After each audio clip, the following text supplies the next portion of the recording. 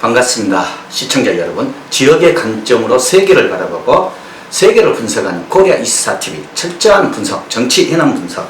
오늘은 손혜원 목포 부동산 투기 의혹, 손 의원이 어떻게 해서 이 격동의 해오리 속에 빨려 들어갔을까, 그리고 그 지역의 목포 시민들은 어떤 것을 기대하다가 오늘 이 현실에 처했을까에 대해서 집중적으로 분석을 해보도록 하겠습니다.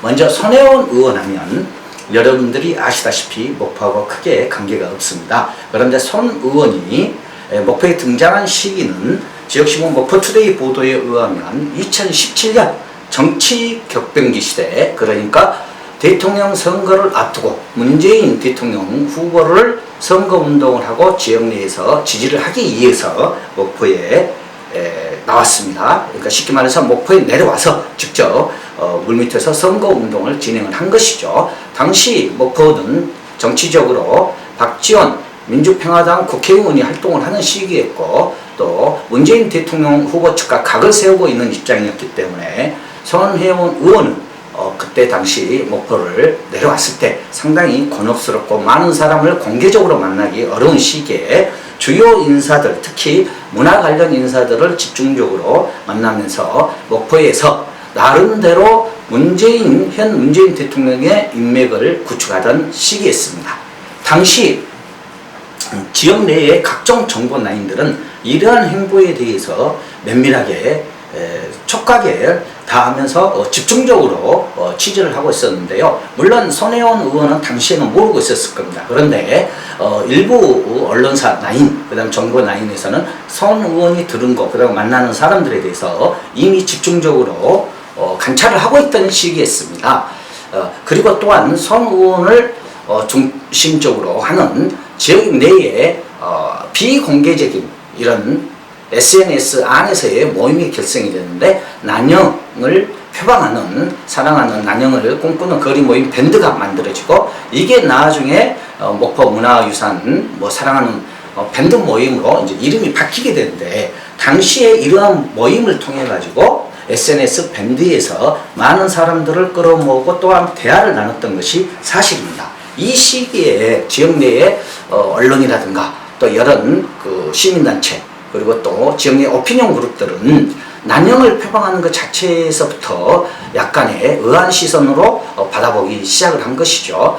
아시다시피 이 난영은 일제시대 때 목포의 눈물을 불렀지만 또한 일본 진용을 독려하는 노래를 두 곡을 불려서 지역 내에서 이미 친일 수준을 넘어선 전범 수준으로까지 평가가 나오는 시기였습니다. 그런데도 불구하고 목포에 대해서 잘 모르는 인사들이 내려와서 이난영을 사랑하는 뜨라, 이난영을 연구하는 뜨라 모임을 만들자, 상당히 의혹의 눈초리를 보냈던 시기입니다. 그런데 워낙 김정수 여사님을 또 등에 업고 또 손혜원 의원이라는 그 나름대로의 캐릭터가 지역 내에서 상당히 어필을 했었던 것이 사실입니다. 그래서 당시 목포투데이 신문을 보면 민감한 시기에 목포를 찾은 손혜원 의원, 그리고 진선미 의원과 더불어서 목포를 방문했는데, 이 시기는 과거 목포시장인 박홍렬 시장이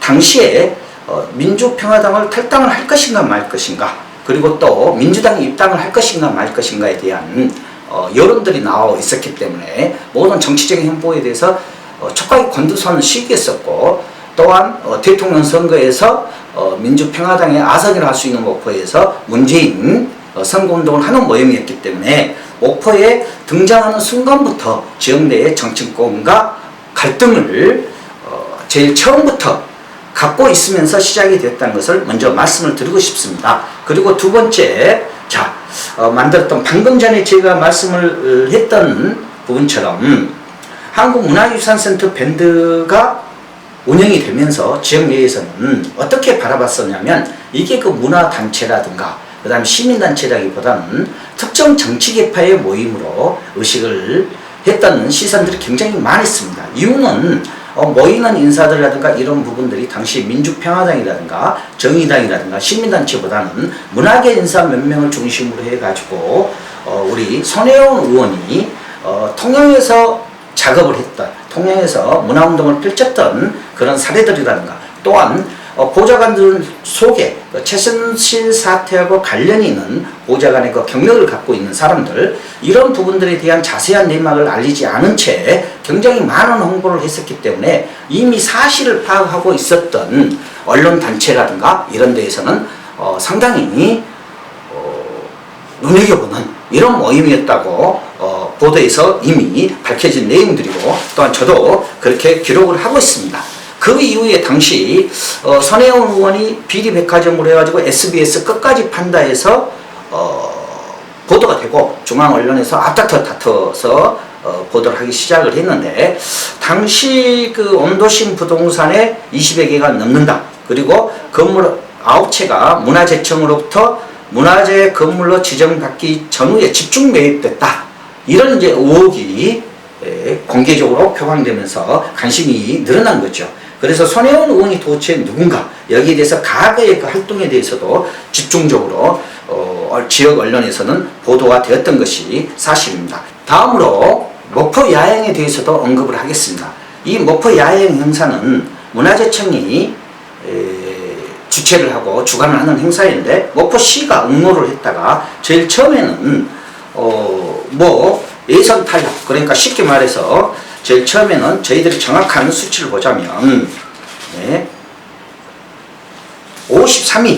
53위였다가 목포시가 추가 공고를 거쳐가지고 3위로 껑충 뛰어오르면서 통과가 됐습니다. 여기에는 지금 정부 예산만 3억이 넘는 예산이 투입이 됐는데요. 여기에 대해서도 문제가 되었던 것이, 무려 당시 2018년 이 문화재 행사가, 목포 야행 행사가 사업비 3억 6천이 통과가 됐음에도 불구하고 목포 예술인들이 개런티를 받지 못해가지고 여러 군데에 진정을 제기하고 있었던 참이었기 때문에 목포에서 손혜원 의원은 목포에 등장하는 처음부터 진행되는 과정까지 계속해서 주시를 받고 있었다는 사실이죠. 물론 당사자들은 모를 수도 있겠지만 여러 문화단체라든가 그리고 지역사회 언론에 있어서 항상 체크 대상이었다는 것을 다시 한번 말씀을 드리고 싶습니다. 그리고 또 손혜원 의원이 계속해서 여러분도 아시다시피 박지원 의원과 대결 각을 세웠는데, 물론 박지원 의원은 제일 처음에 그 손혜원 의원의 입장을 두둔하고 투기가 아니겠다고 얘기를 했지만, 제일 처음부터 박 의원하고는 지난 대선, 그러니까 대통령 선거부터 문재인 대통령 후보를 지원하느냐 아니냐, 이런 논쟁에서부터 서로의 갈등이 시작되었다고 보는 게 정확한 것 같습니다. 그 이후에 지금 목포시와 우리 손혜원 의원의 그 공조, 이런 부분들에 대해서도 지역 내에서 끊임없이 언급이 되었었는데요. 일단은 목포에서 박봉길 전 시장이 적극적으로 손혜원 의원을 사업을 지지를 하면서 박 전 시장이 목포의 새로운 그 한로로서 도시재생, 근대문화유산 거리를 집중적으로 주도를 해왔었기 때문에 아무래도 손 의원과 박 전 시장의 관계가 여러 의견들을 교류하는 사이였다는 것이 속속 확인이 되고 있습니다.